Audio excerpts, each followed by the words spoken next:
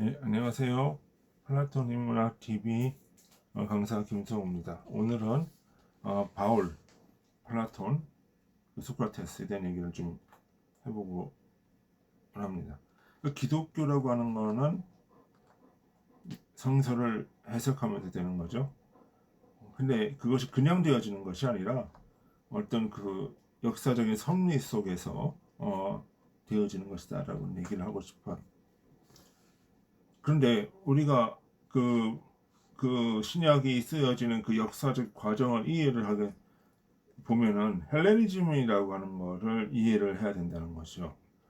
그러니까 우리가 흔히 헬레니즘을 뭐 이성의 문화 뭐 이런 걸로만 생각을 하는데 감각과 이성 뭐 이렇게 생각을 하는데 그게 헬레니즘 속에는 두 가지가 하나의 그 주류를 잇고 있다고 보시면 돼요.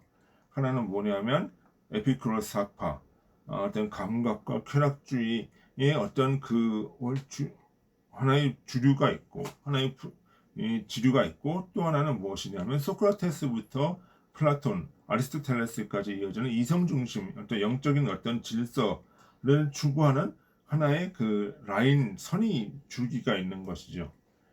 어 근데 그 기독교가 이제 바울 신학이 나오는 기독교가 형성되는 그 과정은 어디에 영향을 많이 받냐면 소크라테스, 플라톤 이 요쪽에 영향을 많이 받아요.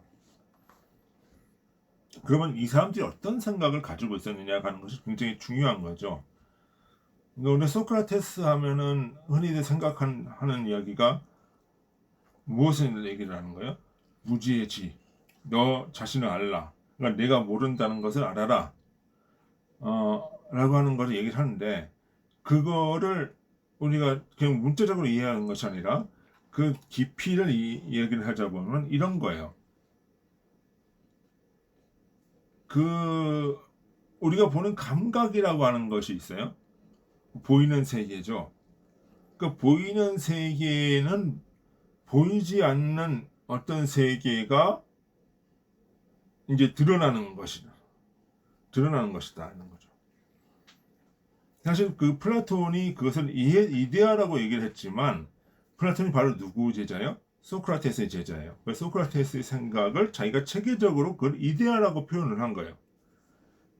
그러면 우리가 보는 것, 우리가 느끼는 것, 우리가 모든 것은 감각적인 것이죠. 그죠? 그러면 본질은 뭐다? 영적인 거다. 실제는 영적인 것이다. 라고 하는 거죠. 근데 그것을 그러니까 영적인 것을 이해하지 못하고 감각적인 것만 추구를 하다 보면은 인간은 무지에 빠지는 거다. 안다라고 할 수가 없다. 감각적인 거 가지고. 그것이 바로 뭐야? 무지다. 그러니까 지식을 많이 알고 뭐 어떤 그 기술을 많이 있고 뭐 이런 것들을 가지고 있더라도 영적인 것을 원리를 모르면 그것은 무지라는 얘기를 하는 거예요. 인간은 바로 그런 것이다라고 하는 거지. 인간의 감각이라고 하는 것이. 그러니까 그러면 왜 그런 얘기를 했느냐라고 하는 것을 봐야 되는 거죠. 그 당시에 소크라테스는 펠로폰네소스 전쟁에 참여를 하고 온 사람이에요. 그러니까 전쟁터에서 자신의 전우가 죽어가는 것을 보았고 정말 피 터지게 싸우면서 전쟁에서 살아남아가지고 온 사람이에요. 근데 이 당시에 아테네의 상황은 무엇이었냐? 정말 쾌락과 환락의 도시였다는 거예요. 왜 그랬냐면 그 당시에 이 전쟁 델로스 동맹을 이끌면서 전쟁을 치르면서 모든 자금이 다 어디로 들어와요? 델로스 동맹의 모든 자금이 아테네로 들어왔다. 그러니까 아테네가 부가 넘치는 거야, 금이. 그러니까 그거를 가지고 막 환락을 즐기고 막 몸에 금칠을 하고 막 이러고 다니는 거예요. 그리고 제사들도 뭐예요? 제물도 막 황금을 칠하고 무슨 축제가 막 벌어지고 그런 상황이었단 말이에요. 그러니까 그런 전쟁터에서 갔다가 돌아온 사람이 그런 모습을 봤을 때, 아, 이거는 쾌락주의고 이거는 뭔가가 정말 이거는 그 사치와 향락의 극치다라고 보는 거죠. 그래서 얘기하는 것이 바로 뭐야? 자꾸 이야기를 하는 거야. 그래서 길거리에서 뭐야? 무엇이 선이냐? 자꾸 물어보면 대답을 할 수가 없는 거죠. 왜? 감각의 존재니까. 그래서 인간의 감각이라는 것은 허상인 것이고 그 영적인 것이 없으면 그거는 무지한 것이다. 무지한 것이다. 네가 무지한다는 것을 알 때 영적인 것을 추구할 수 있다. 라는 건 논리가 나오는 거지요. 그것이 바로 무엇이다. 그 소크라테스가 그와 같이 어떤 종교의 타락, 영성이 없는 종교를 비판하면서 나서게 됐을 때 결국은 무엇이다? 소크라테스는 독배를 마시고 죽는 거다.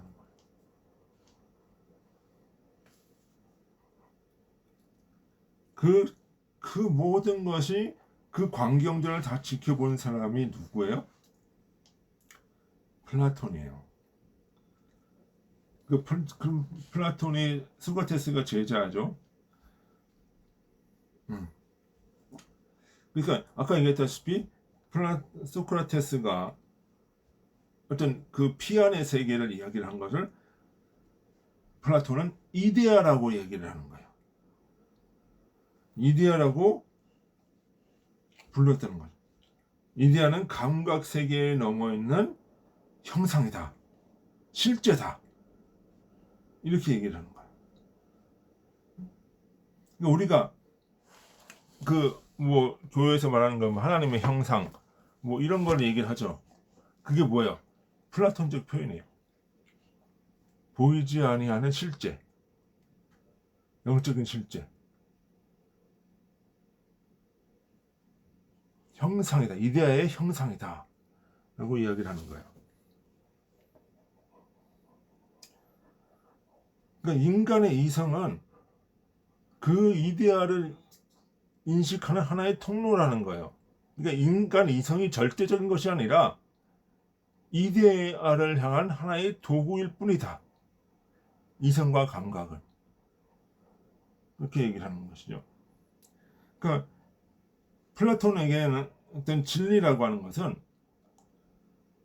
인간이 만들어내는 것이 아니라 초월적인 실제, 이데아에 참여하는 것이다. 참여함으로써 인식되는 것이다. 라고 하는 거죠. 여기서 참여한다는 거죠. 그러니까 우리가 교회에서도 뭐야? 그리스도에게 참여한다. 라고 얘기를 많이 하죠. 그게 뭐야? 주님의 실제가, 주님이라는 그 실제 속에 내가 참여를 하는, 내가 같이 동행하게 되는 것이다. 그 실제가 내 속에 들어오는 것이다. 이런 얘기를 하잖아요. 그런 것이 이제 녹아져 내려오는 거란 말이에요. 자, 그러면서 이제 신화파의 겸손. 소크라테스가 이제 무지의 질을 얘기하면서 뭐예요? 너는 모른다는 것을 알라는 것은 겸손하라는 얘기예요. 감각적인 것은 안 된다는 것은 겸손하는 얘기예요. 그래야 영적인 것을 이해할 수 있다라고 얘기를 하는 거예요. 그러면서 이 이데알에 대한 형상을 가지고 겸손, 이데아의 비단에서 진리를 보는 인간, 이데아의 빛 안에 있어야 인간은 진리를 볼 수 있다. 이렇게 나가는 거죠. 주님 위에 있거나 어떤 그 영적인 실제 위에 있을 수가 없다라고 하는 것이, 인간이라고 하는 것은 도구로서 그냥 그 실제를 드러내는 하나의 도구일 뿐이다. 그러니까 우리가 교회에서 얘기하는 것은 바로 뭐예요? 목적으로서의 주님, 도구로서의 삶. 이 원리를 이야기를 하는 거예요. 이러한 그 농축되어 있는 개념들이 사실은 바울이 성경을 해석하는데 쓰였다는 거예요.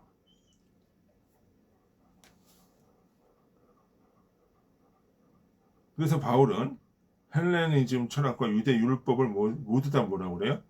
초등학문이라고 얘기를 해요. 자, 이게 초등학문이라는 말이 무슨 얘기예요? 이 학문이 없으면 영적인 것을 알 수가 없다라고 얘기를 하는 거잖아요.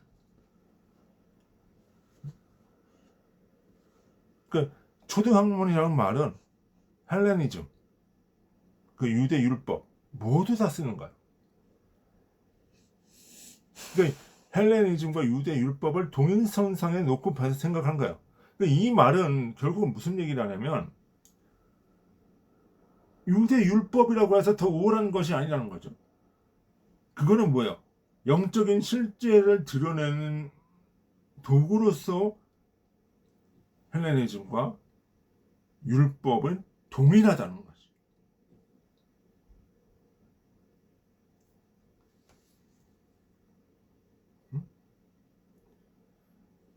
그러면서 얘기를 뭐예요?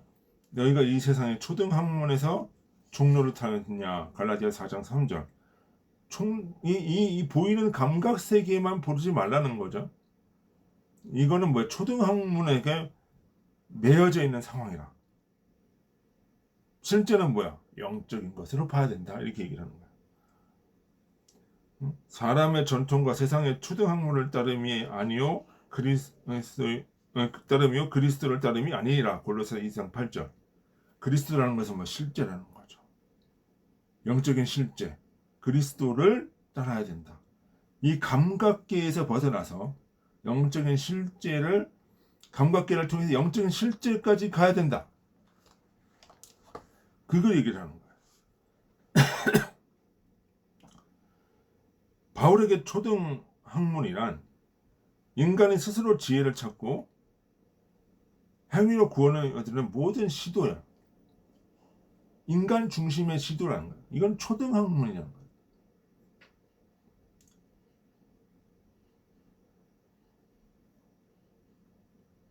헬레니즘의 이성주의, 유대 율법주의는 모두 인간의 자력에 의한 근거한 체계였기 때문에 초등 학문이라고 불렀던 거예요.